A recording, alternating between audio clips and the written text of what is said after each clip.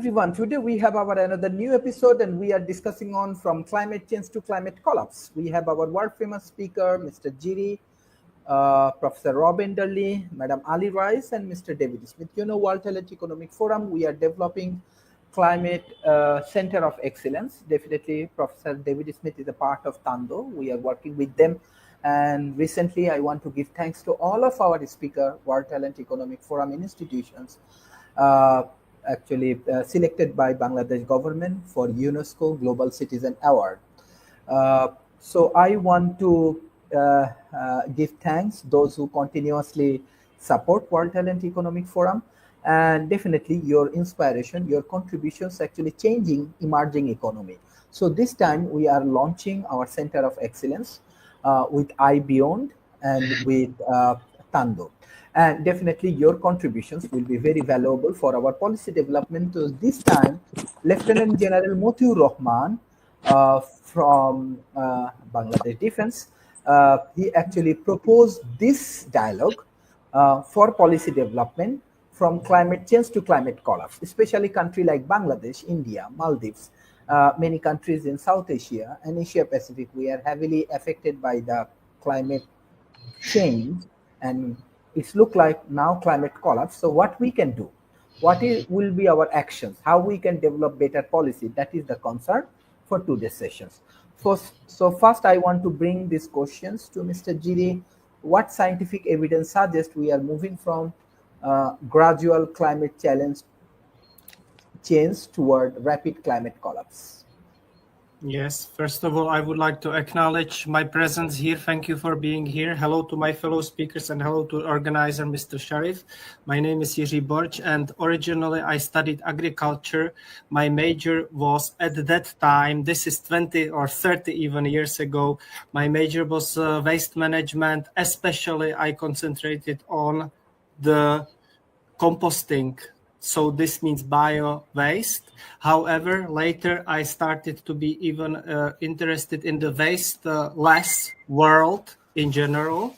So I would like to give this message for the beginning, despite the fact that there are many challenges like floods, heat waves, crop failure, and water scarcity. I would like to today mention the waste-less world, which means that each individual should waste less, be careful what he is wasting, and be contributing to the wasteless world.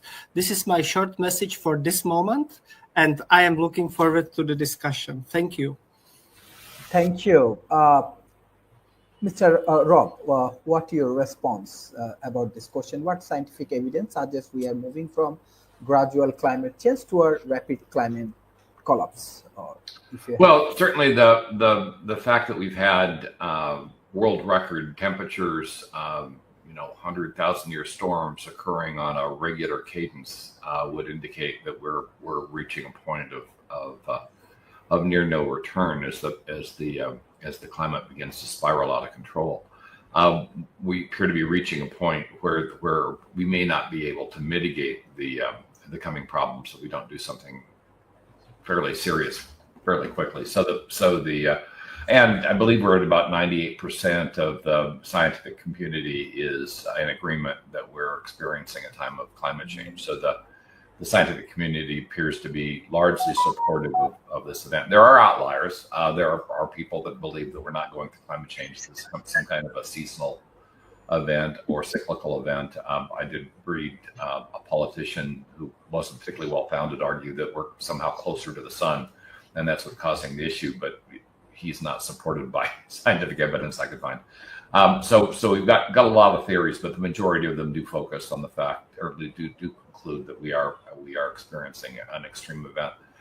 We're having other indicators are a rapid die out of certain species. That could be a combination of climate change and pollution.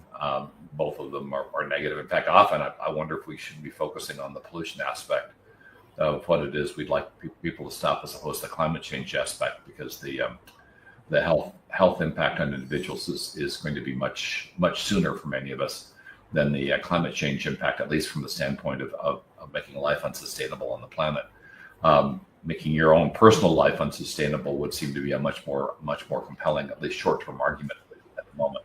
But either way, we need to stop polluting and start moving and creating a planet we continue to enjoy for generations going forward. It is fascinating that we're spending billions of dollars looking at going to Mars, which can't sustain an atmosphere, and if we spent that same kind of money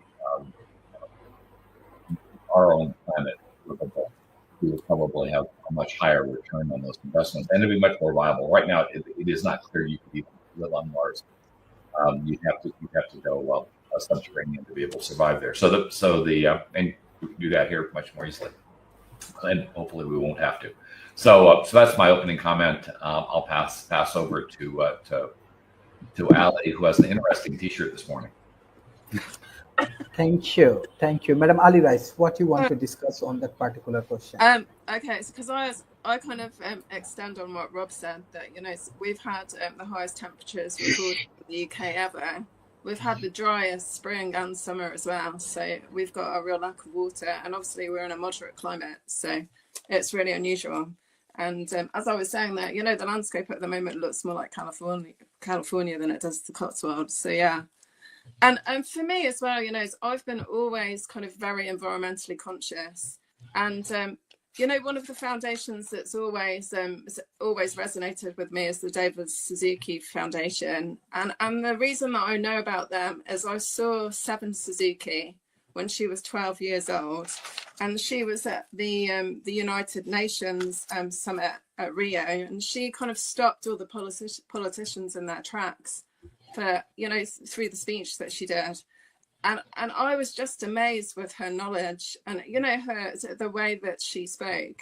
And so I researched her family, and it was really incredible. So her dad was a genetic scientist that got to the stage when ethically didn't believe in what they were doing anymore. So he set up his own foundation.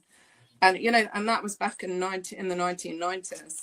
So yeah, and there's other people like, apparently David Suzuki used to be like Canada's David Attenborough, who's kind of an iconic, legend in the UK, and the natural history has always it's something that's always just amazed me and left me in awe. And I think so I've always lived in rural areas as well. I've traveled around the world as well and spent 10 years working in the wilderness of California. And I don't think there's anything more beautiful than nature. And I think it's really easy to forget that we depend on it too. So, that's my standpoint, that we come from, that we're part of nature, and that interconnectedness is really important.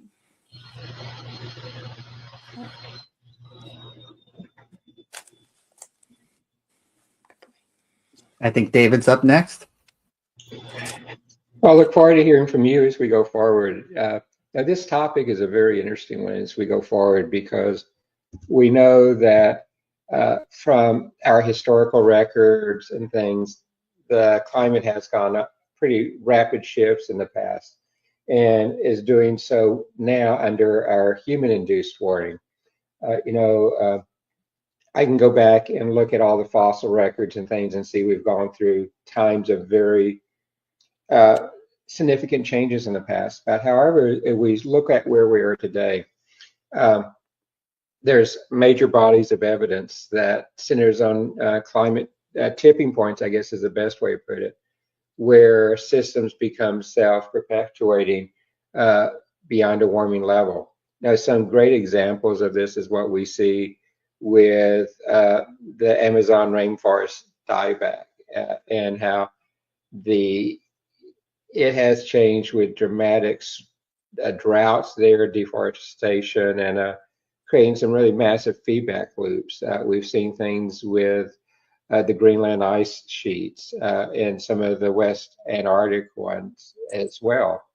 But we also see that looking at some of the current models and some of the ones I've seen recently, we're seeing that there might be some species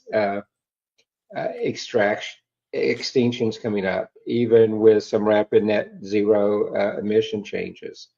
And we're seeing that the ocean has changed with the marine ecosystems, particularly as the oceans have become more acidified and the heat waves. I can tell you that looking from my perspective here in Texas, we've seen dramatic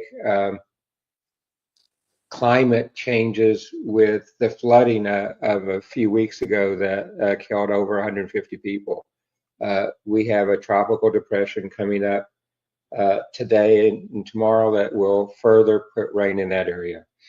And some of you on this call, on the panel, know I've complained in the past that my lake I go to here was over 50 feet down. Well, they filled that 50 feet up in 2 weeks with that rain. So you see things like that pushing dramatic change there. But you also see that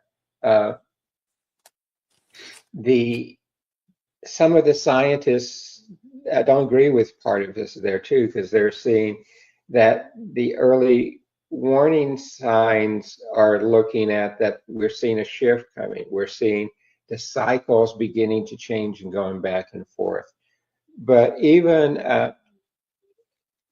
many experts are warning we're at that really dangerous tipping point right now, where we have only 3 to 5 degrees centigrade before we see tremendous changes in this area. So to me, it's at a time where we have to take actions. We have to begin to understand it deeper. We know that things that we believed in the past, we're seeing shifting panels now with like a thickening of the ice on Greenland and some down in the Antarctica as well too. So it's a complex problem, and we really need to use complex systems to understand this, not as individual data points, but really looking at this as a complex system of systems. And how can we begin to do that? We're now beginning to get the tools with different types of sensors, different type of computing models, advances in computing, like enhanced neural networks and biological computing that will let us begin to look at the complexities of this. But in my thought, that's where we need to go. So, James, to you, I guess. Thanks, David. I support what you've been saying. I think that the complexity of the issue is also often ignored. You know, ecological systems are complicated, and we have a history of tweaking them and thinking we're going to get a result of Y when a result of Z pops up instead. And it's instead of doing something productive and useful, we're doing something disastrous. So we do want to be careful. But we do want to respect nature. We do want to respect the fact that we have a hand in it. We're part of it, as Ali said. And the idea that this is a cyclical thing, you know, over time, of course, the Earth is warmed, the Earth is cooled. You know, but it has been more gradual. Even with historical, geological perspective, it's fairly rapid. Right now, what we're experiencing is an acceleration of this change that is man-made. And man, since the dawn of the industrial age, man has increased in putting pollutants and toxins into our environment. And we thought things were inexhaustible. You know, we could pour toxins into our rivers without consequences. And some of us are old enough to remember a river catching fire. No, water doesn't burn, but that river did. And so we became aware and we took action so that we passed laws that people couldn't dump this stuff into our rivers anymore. But we thought our oceans were an inexhaustible supply. And we've been pouring plastics into them, for example, just one example of things that are now coming back to haunt us. And we thought the sky was inexhaustible and we could just put it up. Then Nancy Reagan talks about Ronald Reagan saying, she was cautioning her father, don't burn that. That has pollutants in it. And he says, oh, it's okay. It just goes up into the sky. And that was the president of the United States. So, you know, we have to increase our general awareness that not only is it a complex thing, but man's presence and man's actions have had an effect on nature, from our rivers to our oceans to the sky. And when we reach that tipping point, all of a sudden, we will say it's time for action. Like the river catches fire. Oh my goodness, it's time for action. Well, when we reach a global climate tipping point and we have climate catastrophe, it's too late. Yes, David, you're right. These computer models are definitely better. We have more data. We have more data points. We have more sophisticated ways of understanding this data and turning this data into information. Will we have that ability to affect change before we hit that tipping point or not is a open question. I don't know. I don't know the answer to that. And I do know that when we hit it, it's too late. So why don't we have this sense of urgency? Because right now, the rivers are on fire. Thanks. Thank you. Thank you. My next question for Mr. Rob. How will climate collapse differently affect vulnerable regions compared to the wealthier, more resilient areas? Well, climate change seems to be having a greater impact on the areas that are tropical or subtropical at the moment as the planet warms, and a lot of those areas aren't as quite as developed as the developed countries. They're clearly exceptions, but that's why we see a lot of climate migrations, people moving from Central, South, and South America towards northern climates. Their farmland is becoming non-functional. It's just too hot to grow crops, and so those areas are being impacted far greater. In terms of mitigating climate change problems, clearly the developed countries have more capability to do that. I think, again, we look at the Scandinavian countries as countries that seem to have their arms around the underlying problems, and their climates tend to be colder to begin with.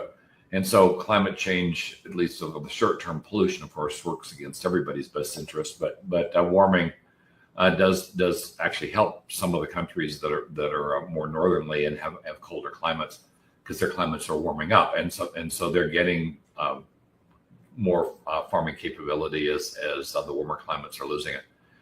So that's kind of the shift. A lot of the developed countries are being hit hard because they don't really have the resources to mitigate the problem, and then as a result, the populations are looking to migrate, and so in effect, they're on a path of becoming non-countries over time. And it's really going to depend on the rate of change of how long that's going to take. Thank you. Mr. Giri, what's your thought on that particular question? First of all, I would like to say that I am myself not such an expert on this topic. I have today invited 5 people to this discussion who are experts in the worldwide problematics about oceans, about water pumps in Africa, about other things, but nobody turned up. They apologized to me that they cannot attend today. However, I did a little bit research, so I would like to summarize what I researched, but please excuse me because I'm not such an expert on this problematics. So basically what I researched is that Amazon rainforest is drying, is turning into dry savanna. This is number one. But second point was already mentioned here, Greenland and Antarctica ice sheets melting. It's a second point which I researched. Then something about Atlantic Ocean, but I didn't understand a lot of what is happening there. This is interesting, very interesting point. The number 4 is permafrost thawing, releasing greenhouse gases. This is my first point for this warming up of world oceans. This is number 5. And the last point, that something about the planetary boundaries being crossed in the Earth. Earth is changing. So I would like to again agree with all my speakers who are here today, and I would like to call to action that by making, because my strong point is making communities. This is what I do in my life, in my business. So let's make a community around this topic. Let's discuss, let's share together and fight together and make a world better. So this is my message. Thank you very much. Thank you. Madam Ali Rice, what's your thought? Well, obviously, because I've travelled quite extensively, so I spent quite a lot of time in Malaysia and Southeast Asia, and I think one of the things is that they're kind of connected to nature, which is one of the good things, and essentially their existence is quite sustainable as well. Those that live in the countryside, so essentially they arguably got the balance right, but essentially they're obviously more vulnerable to extreme weather conditions and things like that. And obviously, if agriculture and crops fail, then in countries like those, then people find it hard to eat. So essentially, they don't have, they're not in a situation like the West when we're over, there's so much overconsumption, it's crazy, and that there's food waste mountains, and it's just ridiculous. So essentially, I always go back to Roger James Hamilton, who's an entrepreneur and a futurist that I met years ago. And essentially, one of the things is that there's enough in the world for everyone, but there's a distribution problem.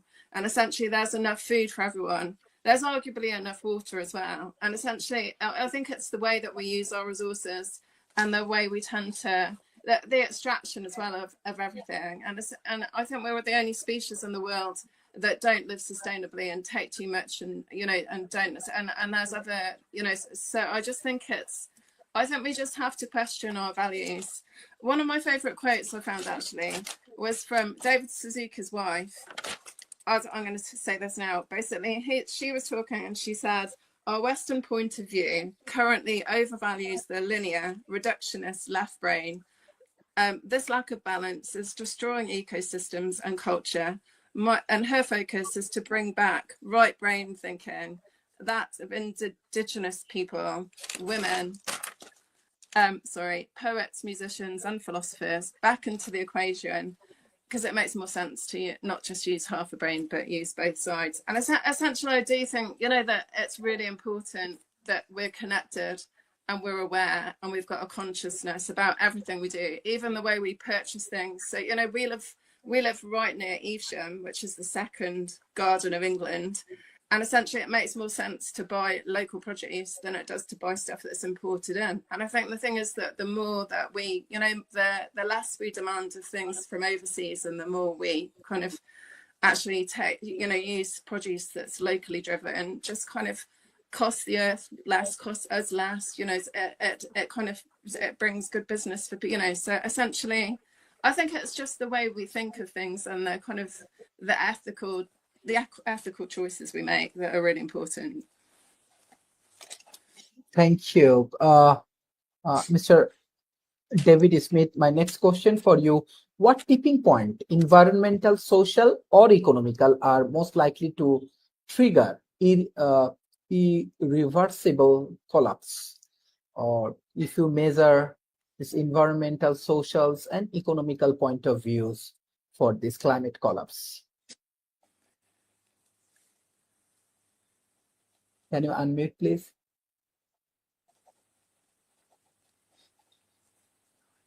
Getting to Dyslin being online with Rob because I am muting more. Tipping points really are places where critical thresholds are passed, where that usually they cannot go back. We see these in many places. We see tipping points in industry. We see tipping points in science and politics, and we're seeing one here in the environmental, where the critical tipping points are in our environmental, social, and our economic systems coming together, where really at the tipping point, small changes can trigger larger shifts. And in the context of the climate collapse, these can really amplify global instabilities. Because as we know, talking about climate change in the past, that climate change is not a regional basis. If I correct greenhouse gases in one country, it will affect the others around it. If I do not, if I've increased it, will affect the others globally as well. So it really is this global context. Based on some of the recent scientific assessments, as others and I have said today, we are already beginning to see some likely tipping points that are coming up. And we're seeing places where the current trend of global warming levels with probabilities around 50% today under business as usual will present some severe potential futures. But we're beginning to see action from many different areas to begin to address elements of it. We're seeing places where we are taking new approaches, electric vehicles, hydrogen-powered vehicles, and others. We're seeing places where we're enhancing technology. We're improving scrubbers, for example, to remove things from emissions. We're seeing nuclear power and fusion power coming back up as places to help that impact to global warming. But what we see is that really the environmental concerns had this strong interconnection with social and economic domains. And that is one of the challenges we face, Sharif, as we try to understand these tipping points, because oftentimes things that could be done to, for example, affect part of the environmental impact have some severe impacts when we look at the economic domain or the social domain. And, we see some that it could lead to societal displacements, societal breakdown, financial crisis. We're seeing companies that have gone out of business because of regulatory changes to help improve the economy. So while there is still a lot of debate, really, how immediate these tipping points are, we know they're there, and we know that we have to do actions around it. And we need to put in place the feedback, the tools, the models, again, not just for local action, but this really has to be a global action. And we'll see there. So, your tipping points have been mentioned before, but let me just add a couple more to them. We're seeing mass migration of people, and we're seeing urban overload now of more people moving from the countryside into the urban environment. That's increasing some of the tipping points. We see health inequality, heat waves, disease, flooding, others are widening the gaps between rich and poor. And we're seeing that, but we're seeing it in places where we're seeing tremendous shifts as well with, for example, resource scarcity, where, for example, water from the moonshine shifts. The flooding I'm experiencing here in my own state of Texas is part of that. But we're also seeing that, like I said, the economic as well. And we're seeing many places where supply chain and food price shocks are coming because of this type of change. So, Dr. Sharif, I think these are some of the tipping points. We're seeing others, but it's not just tipping points in the pure environmental area. It's tipping points that extend over into these other areas too, that we all live in this connected system. And you have to approach this, again, like I said before, as a systems problem and not as a single point solution problem. So, Dr. Sharif, thank you. Thank you. Mr. Dimit, what's your thought about this tipping point? Yeah, well, great job, David. I agree with this in thinking about this as a system of systems. David has really stressed that over time for me to think about these things like, we talk about weather systems, that's localized, but the system of weather systems is our climate. And so, one country passing laws and doing a really good job of reducing emissions doesn't maybe impact the entire globe the way a global cooperation would. And we have a global economy now. In many ways, there's a monkey wrench being thrown into it, but we're far from a global community. So that's what we need, is the global community to address this issue. But the question of tipping points, you think of it, well, water, you turn the heat up and at some point it starts to boil. That's a tipping point. Another tipping point would be the polar ice caps melting. And that, you can turn the heat down on the water, but you can't remake the polar ice caps.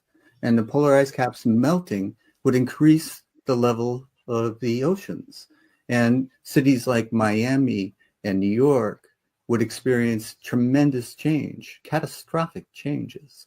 So it's certainly the most vulnerable countries, would have the economic impact as well. But the wealthier countries are not immune to this. I say, throughout history, if there was some sort of plague in London, the rich could move to the countryside. Well, we're running out of time where there will no longer be a countryside that we can move to and sustain our lifestyles as we know them today. So that's the catastrophic nature of the tipping point. We see it already, as Rob pointed out. People are coming north because their lives are no longer sustainable. And it can be because they're fleeing violence, but they're also fleeing inhabitable lands. And, the Statue of Liberty said, well, give us your tired, your poor, your huddled masses. But now we're slamming the door shut and saying we don't want these people. Where will they go? And at some point, there's nowhere that any of us can go unless we take action. And this action has to be taken before we hit this tipping point. Because once we hit this tipping point, the catastrophic nature of it will be such that we cannot unwind it. What will survive are the cockroaches and the artificial intelligence that we've developed, and some sort of human that is no longer Homo sapien, but has become something else, some Homo mechanus, Homo robotics, I don't know what we're going to call it. But the human species as we know it will have become extinct. It will be replaced by something. And what that something is, we don't know. But, we lacked the political will to deal with it now. We had a senator raise a snowball in the Senate floor and say, there's no climate change. And that's what we call unclear on the concept. That's a weather system. That's not a climate system example of. And so, what we have today is a lack of political will, a lack of a global community to work together to solve this. And because it is man-made, it can be unmade by man. We have the ability, we have the technology. We have it today. I just visited Norway. What a pristine countryside. 96% of the vehicles are electronic vehicles. And if you try to litter, there's something about the countryside that would make it stick in your hands. You just can't spoil the natural environment. So once we regain our concept, our contact and our connection to the natural environment, it's not something you see on your YouTube. It's real. Get used to it. It's real. And we can ruin it. And we are in the process of ruining it. It's up to us to take action. And if that means lobbying your congressperson or whatever country you're in, whatever language you speak, take some sort of action today. And I do believe I read the book a long time ago, Small is Beautiful. Shop locally, do all those types of things. We have solar panels. I drive an electric vehicle. There's lots you can do as an individual. It's not hopeless. So part of our job today is to give hope to the hopeless. Thank you, Cherie. Thank you. Mr. Rob, what's your thoughts on this tipping point? Well, so the tipping points that are likely to flip us over is once the oceans reach a certain temperature, their ability to cool the planet will go away. They're basically acting like a huge battery at the moment. They're absorbing the excess heat and keeping the planet habitable. If it wasn't for the oceans, we'd already have cross the tipping point. At least that's what I believe. So as the oceans warm, the ocean's ability to stop climate change or slow it kind of goes away, and so the end result is then you're in a spiral. So I would say at the point where the oceans are no longer able to moderate the rate of temperature change, is when we're going to reach the tipping point where now we need to start really considering going subterranean, start treating the planet as if it was in outer space, where it did not have a sustainable atmosphere or the ability to sustain the race, and therefore we have to create artificial habitats either on the surface or subsurface in order to sustain people. We're not there yet. We're getting there pretty quickly, but we're not there yet. So I think the tipping point is ocean heat. Is once it reaches a certain level where it cannot do what it currently is doing and mitigating the impact, we're done.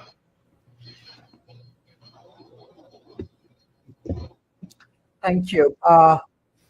Mr. Giri, my next question for you. How should government and institutions shift their strategies if the framing changes from mitigations to emergency response? Or how your country responds on that particular point, or European Union?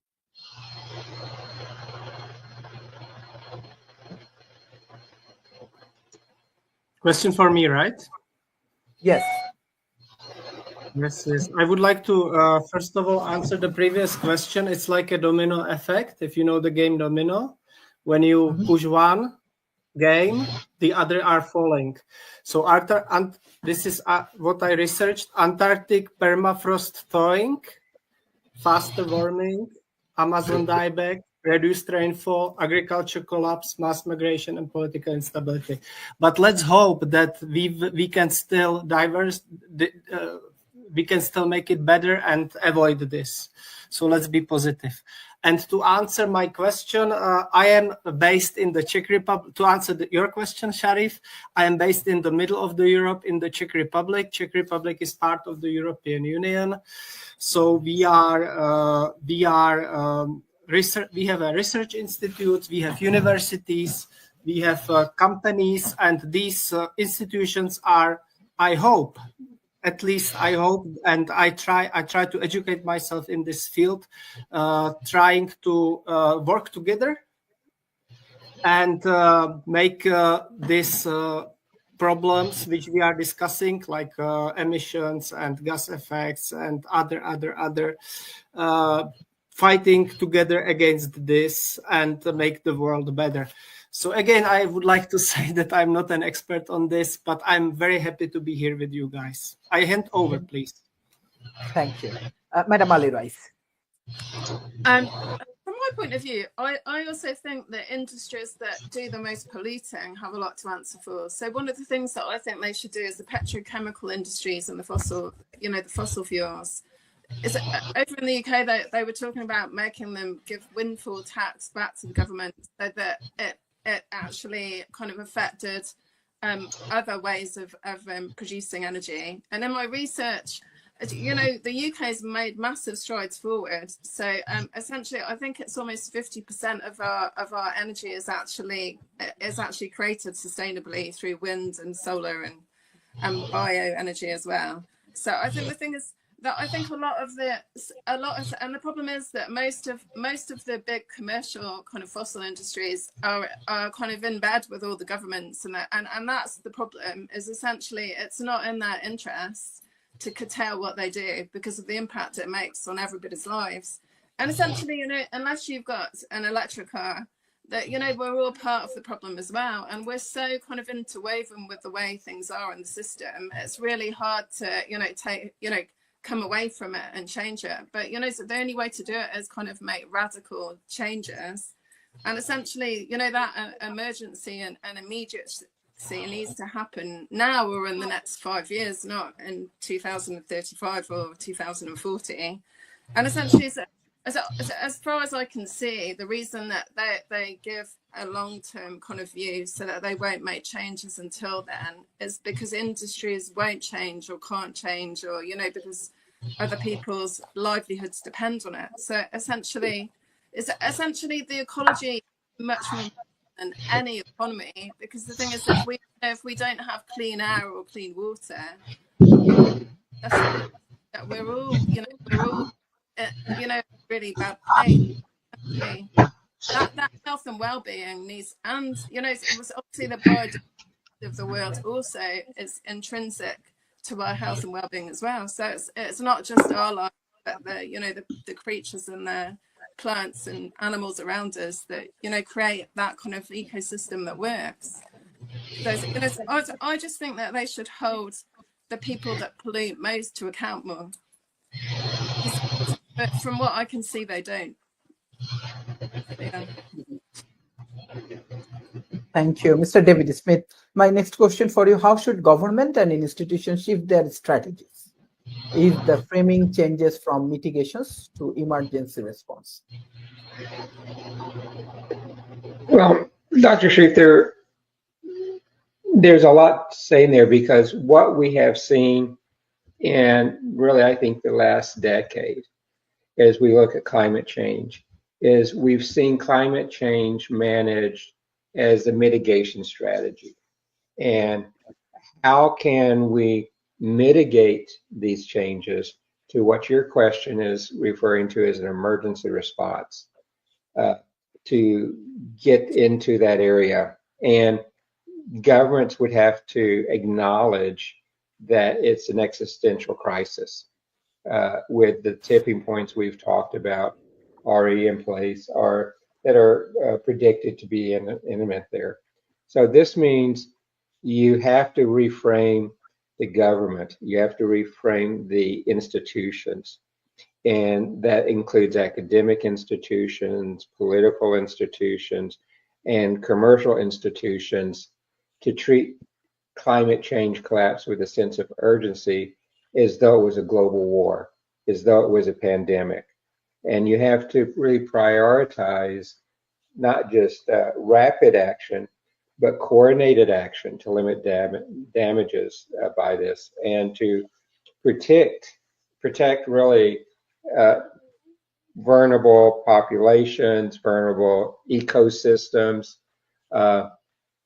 and to look at ways to preserve those where maybe the tipping point has already hit, so that they can be regrown. Much the way, for example, in the United States, we saw that the eagle was on verge of extinction, but we put rules in place, we put enforcement in place, and they have bounced back. And we've seen that in many other areas too, in that type of population.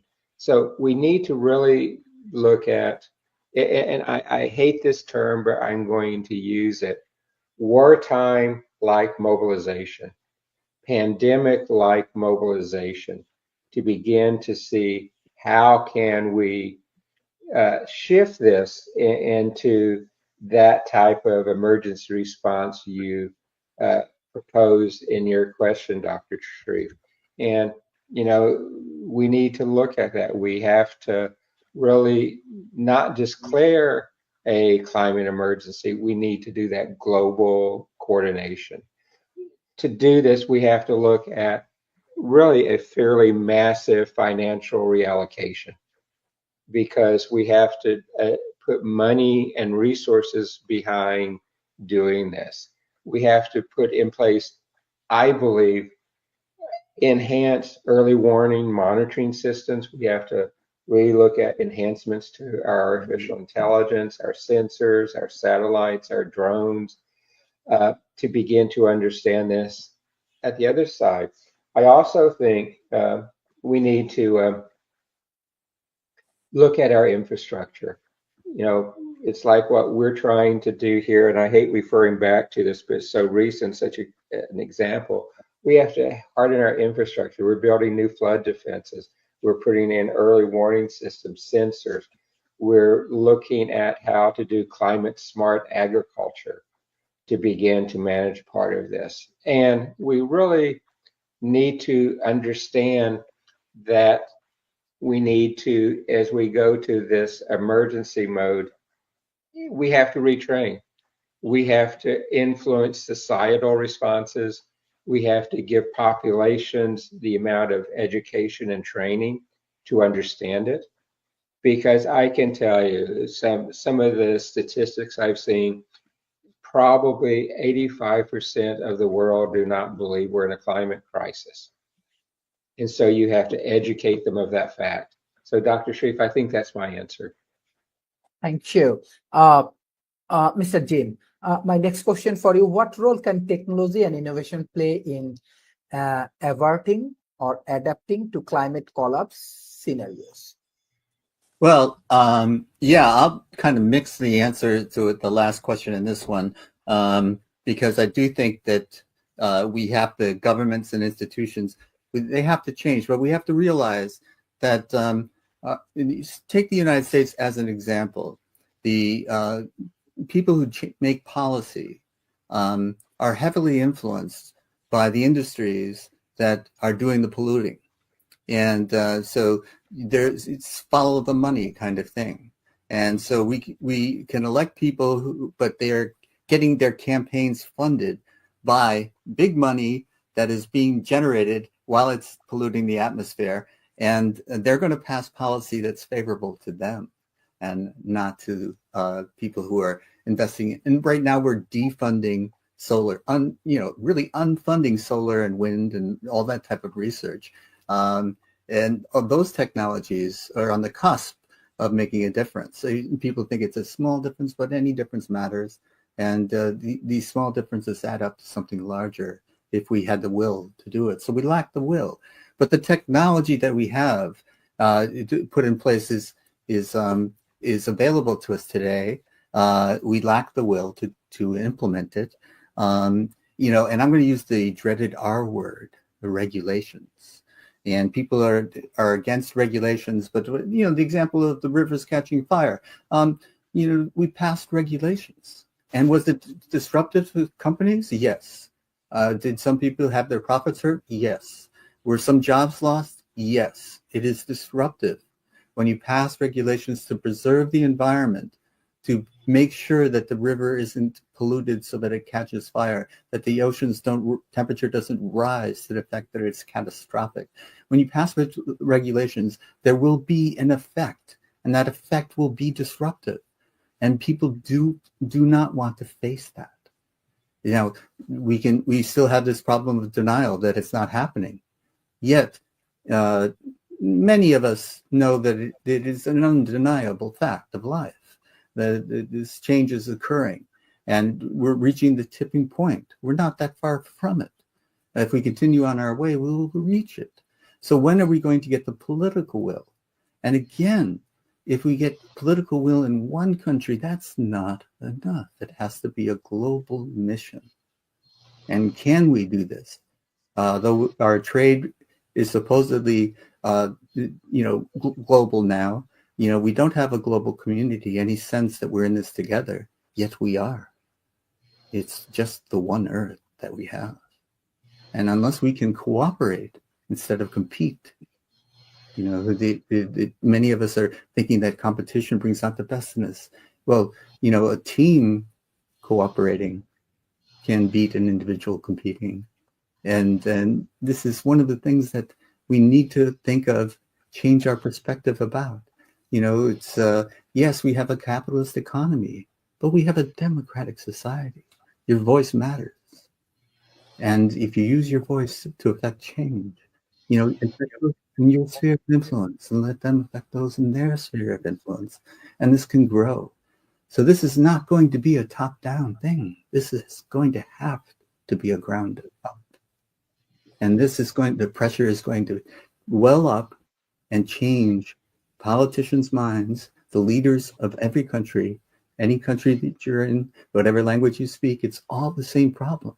And you raise up your voice, let it be heard, and affect change wherever you are. And if enough people in enough places do this, enough action will be taken because the technology exists. We know how to do this. We know how to stop polluting. We know how to stop doing what we're doing to ruin the environment. And Mother Nature thinks of us as the virus now. And we can't mess with Mother Nature. If she thinks we're a virus, she will activate her defense mechanisms. And her antibodies will be catastrophic to the virus. So if the virus wants to live, it's got to change. Viruses can do it. Why can't people? Thank you. Thank you. Mr. Rob, what role can technology and innovation play in averting or adapting to climate collapse scenario? Well, David pointed out one of the elements earlier, and that's an Earth observation and early warning system. You can't fix something if you can't measure and monitor it. And so putting in place, making sure the Earth 2 project comes to fruition, putting in place a good monitoring system, also that it helps with simulation. Part of the issue we've got with climate change is the impact and solutions are all strategic. But we live in a tactical world, and particularly in the political world, it's very tactical. Politicians want to have things happen to their benefit while they're in their term of office. They don't particularly want to have beneficial things happen after their term of office, because that means their opponent actually gets the benefit and will take credit for it. In fact, here in the United States, it's been kind of fascinating to watch politicians take credit for things they voted against this cycle. So that regularly happens. So having in place a model that you can use to see, okay, what's the state of the world, and then number two, creating the crisis and moving it forward. If you want to address climate change, my belief is you have to address it much like you address insurance, which means nobody wants to pay for insurance unless you make that particular catastrophe you're insuring against feel real and likely. If you don't feel it's real and likely, you're not going to spend the money. And so with climate change, it's an insurance sale. And sadly, very few governments are going down that particular path. And finally, with regard to how you present fixes, as James pointed out, we have a number of industries that are heavy polluters. Many of them are subsidized and shouldn't be. Putting in place programs that penalize bad behavior and don't financially support it are important, but do recognize these subsidized industries have a vested interest in the status quo, and they're well resourced, and so fighting that resource is likely going to be a non-winnable path. They're going to have more money. They're already integrated in the government, and they'll be able to corrupt the process, and that's their interest, is to corrupt the process. So you've got to change that interest, which means you have to make it financially beneficial for them to make the change that you want. Recall that the tobacco lobby for years knew that tobacco caused cancer and was killing their family members, their employees, and themselves, and yet they still covered it up in the face of potential financial ruin. So you've got to get underneath the financials and make it so these people are on your side in these changes and not working against you. Science can create much better climate resilient infrastructure, and particularly agriculture. We can make plants more resilient. We can create structures of factory farms. Inside factory farms are a thing. Currently, they're not financially viable against more normal farming methods because of the infrastructure, though transport and logistics actually is better because you can place them closer to the people that consume the food. And so the people get fresher food, healthier food. And if they're willing to pay the slight additional costs, you can make these things work. And here, subsidies can make a difference, where the government can provide subsidies to make sure that these factory farms can perform and provide food at a similar price to more traditional farms. So the technology is allowed to advance, and so it's solidly in place at the time that we need it. Water management technologies. We're doing a lot of that here. Open culverts, open rivers, you get a lot of evaporation. Water delivery isn't great. And for farming, flood irrigation, which is very common in the United States and other parts of the world, is also very wasteful. And you can go to drip, you can go to point irrigation, which can be far better. And by the way, in terms of applying pesticides and other pollutants, we've got scientific methods to apply them in far smaller quantities, so the runoff issues that we've traditionally had in terms of polluting large bodies of water are mitigated, if not eliminated. And so we can do that again because sometimes there's a bit more cost involved, particularly cost involved up front and buy the hardware in order to perform these functions. Governments can subsidize that hardware or provide a much friendlier loan terms so that farms can buy this equipment, put it in place, and they're not creating the problems, the pollution problems, as they're irrigating their land or fertilizing their land or using pesticides. And then finally, using simulation and urban planning heavily. We are approaching a time where much of our human infrastructure is going to be non-viable, and we should already be moving away from a lot of building materials. Traditional wood structure building is not great in areas where you're likely going to have high winds. Building on the ground is not great where you're likely going to have floods. And wood again is a great material. It is sustainable, or depending on where you're pulling your wood from. But the problem is it's not resilient to mold. It's not sturdy enough the way we currently install it to withstand many of the winds. Now there are workarounds. You can specify nails, for instance, that won't work themselves free in high winds. You can do like they did in California after the big earthquake at the beginning of the last century, change the building code so that it requires buildings that can withstand the expected weather events. But it all comes back to modeling. You need to model out these areas, and then in areas where it just doesn't make sense. For instance, if you're building in a floodplain, those structures should either be mobile or they should be built up, and maybe both. And so you can anticipate a problem, just build around it. It boggles my mind that a lot of these areas in California that have been burned out, they're putting in the same kinds of structures that were burned up: a wood frame, shake roofs. These structures are not going to survive the next fire. They should be building a concrete metal roofs. And you can build with wood, but you can do things like I did in our home, which is replace the siding with hardy board, which is flame resistant, and the kinds of things that typically cause a house to go up are less likely to do so against hardy board as opposed to wood. It's a bit more expensive, but it holds up better both in wind and fire. But we have methods to build. The 3D building technology, to a large extent, is much more resilient to wind and fire than more traditional methods. It's much cheaper to put up. It's much faster to put up. And when you're rebuilding after a particular disaster, we should be rolling these things in far more aggressively than we currently are. Right now, it amazes me that China is actually leading the world in the use of some of these technologies, and yet they're not being hit as hard as some other areas of the world in terms of the climate change events. So science can be used heavily to model, to forecast, and to assure that the infrastructure that we lose can be better rebuilt, can be built better, faster, stronger. And by the way, manufactured homes, if they're manufactured right, Blue Homes is an example. The homes built by Blue Homes are built like aircraft.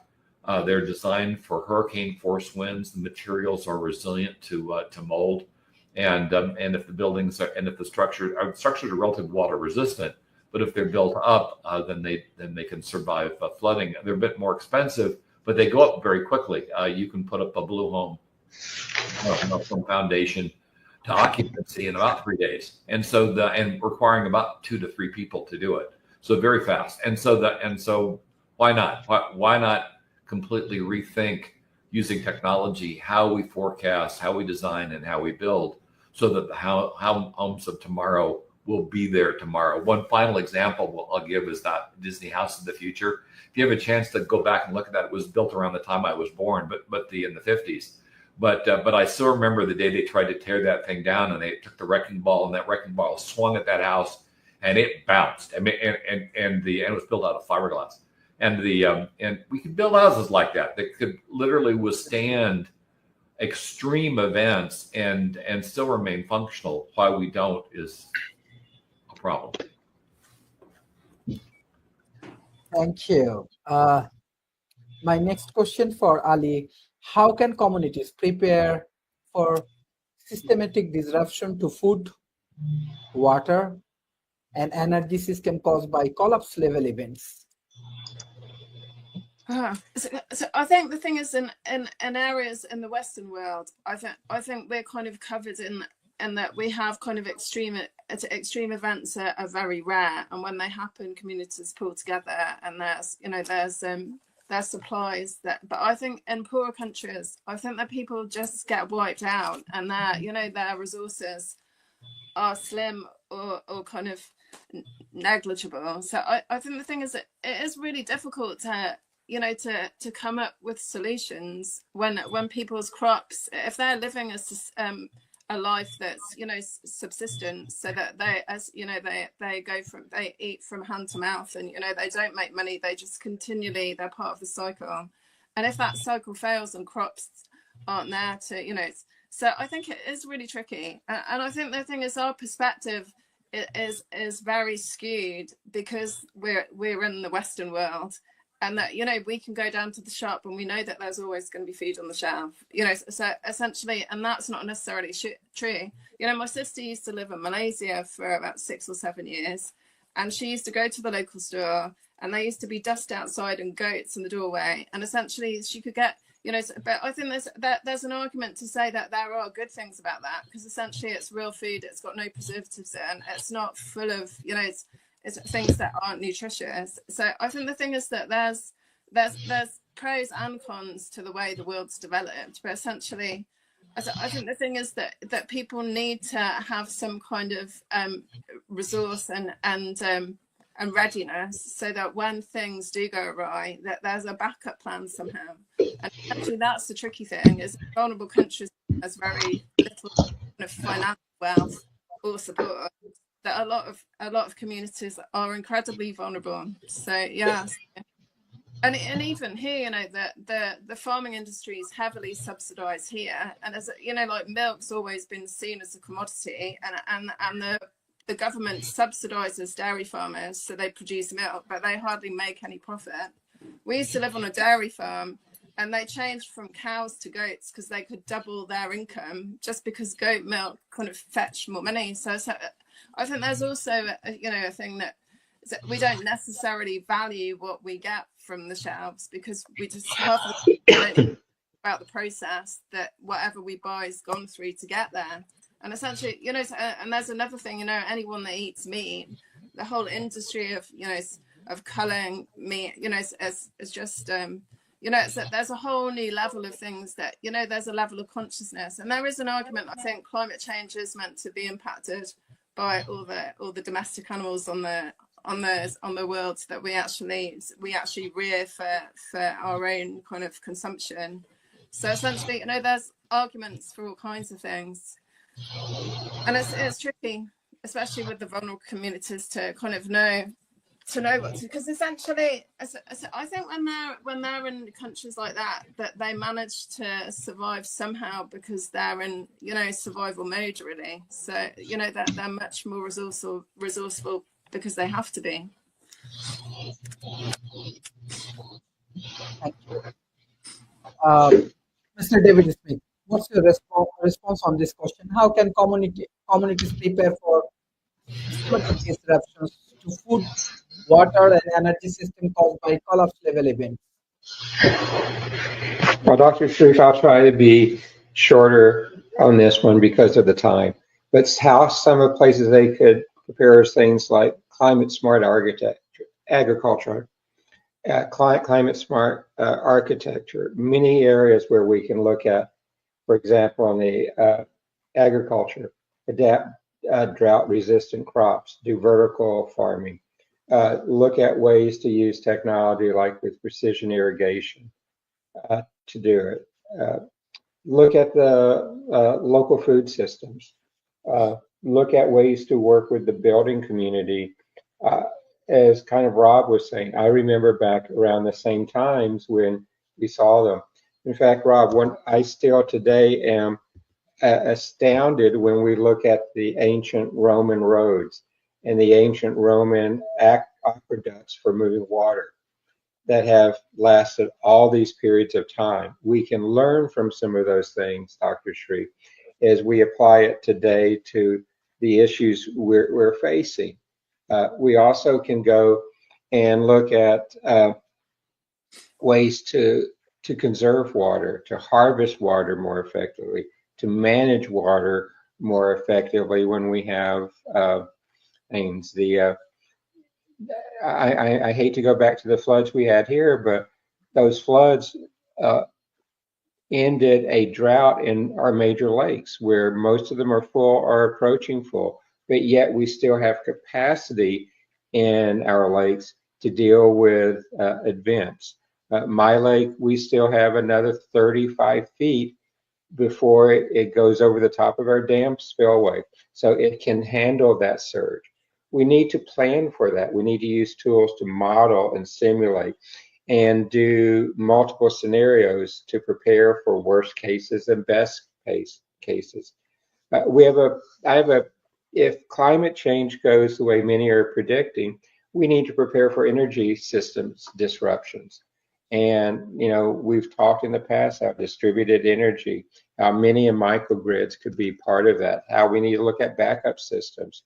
We need to look at communities for cross-cutting strategies, training like we've talked about, how to put in place volunteer networks. I can tell you, again, with the flooding we had here, there were thousands and thousands of volunteers who came to assist in the searches to find survivors or to recover people who were deceased, to rebuild homes, to put things back in together. I mentioned before, but I'm going to re-mention again, we've got to look at early warning systems. We've got to leverage AI, sensors, satellites, drones now, all of these to help make our communities more resilient as we look at this. And we need to diversify our supply chains and look at it, because that is going to be one of the keys if this does become the climate emergency, with the emergency action that you've talked about, Dr. Sharif. So thank you. Thank you. My final questions for Mr. James Seed and Mr. Rob. What ethical responsibility do industrialized nations have towards countries facing the earliest and the worst impact for climate collapse? Mr. James. Well, yes, if every country thinks about nationalism in my country, right or wrong, and you embrace the idea of isolationism, they have no responsibility for what happens. But if you think of the world as a global community, then you have responsibility for your neighbors. And your neighbors can be next door or down the street or in another neighborhood entirely, if you have your perspective changed and you think about others rather than just yourself. And you find that if you think about others, you get more than you give. And right now, I agree completely with our distribution systems need to be improved for our response networks. But right now in the United States, not only is solar and wind power being defunded, but so is FEMA, our emergency management system. And, these are the types of things that we need to be paying extra attention to. And if you have the resources to help, why wouldn't you? Because you think, oh, well, it's someone else's problems. The United States didn't get into the Second World War right away. The United States at that time had a sense of isolationism, and it was a European war. It was an ocean away. It wasn't until Pearl Harbor was attacked that the United States entered the Second World War. And, we can think that these things won't affect you, but they will. Because as we've talked about, civilizations have collapsed because of drought throughout our histories. And, these types of things are going to affect everyone. And if you don't take action when it's happening to someone else, who's going to take action when it's happening to you?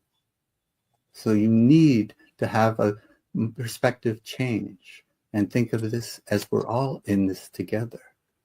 And the distribution systems are a key component to this, because if you have grain, someone else needs it. How do you get it to them? And this would require a level of international cooperation that currently does not exist. So the next right thing to do would to build those international relationships so that we're all working to solve the problems of the globe rather than our own individual countries, our own individual localities. Because, not to do so, the crisis that happens somewhere else will one day happen to wherever you are. There's no escaping this.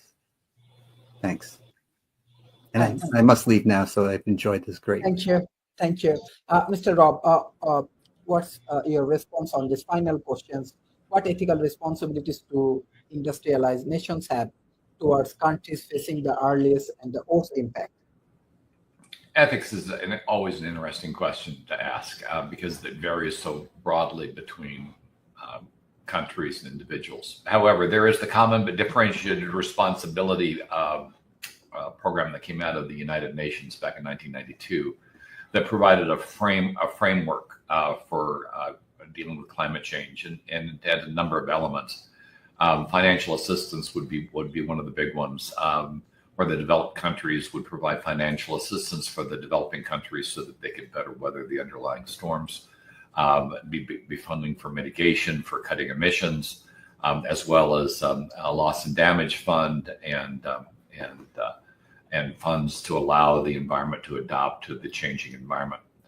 And then, of course, technology transfer and capacity building. The developed countries do have technologies that developing countries could use, and providing those technologies or inexpensive access to those technologies so the developed countries can better weather the storms would be beneficial. And by the way, there's an economic benefit to that as well. If you can keep people relatively content where they are, they're not migrating to your country and creating immigration problems. So there is a real benefit beyond the ethical benefit of helping these countries. There's a financial and a load benefit as well if people remain where they are and remain functioning.